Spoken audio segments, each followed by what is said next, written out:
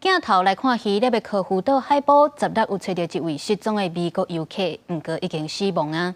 这是10月到当希腊第5个热死的观光客，因为当地即阵受到热流的影响，高温超过40度，外国游客搁爱去拍照，钓沙甲热衰竭的风险就愈大。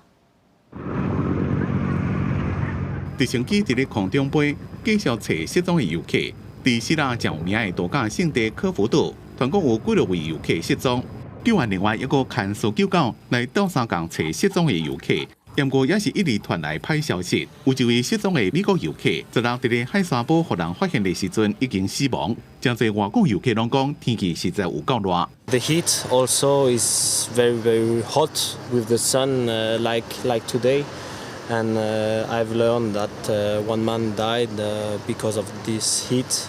Now, it's sad. It's sad. 南欧国家最近拄到正热的天气，温度拢升到40度。希腊首都雅典也阁因为天气伤热，真有名的旅游景点卫城，12宣布暂时关起无开放，而且真侪游客爱伫咧岛上沿着偏僻的山路散步，和钓沙甲热衰竭风险更加悬。专家讲，去出外活动的时阵爱戴帽啊，穿较浅色的衫裤，加啉水补充水分，做防日头晒嘅准备。Όσο περνάνε τα χρόνια και με την κλιματική αλλαγή επηρεάζεται πάρα πολύ και η θερμοκρασία στο περιβάλλον, θα είναι πιο συχνά η ακραία υψηλές θερμοκρασίες, θα είναι πιο συχνά τα περιστατικά θερμικής εξάντλησης θερμοπληξίας, ακόμα και οι θάνατοι.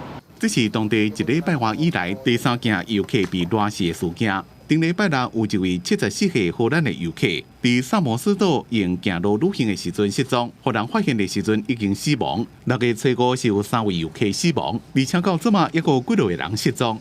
公司新闻郑伟林报道。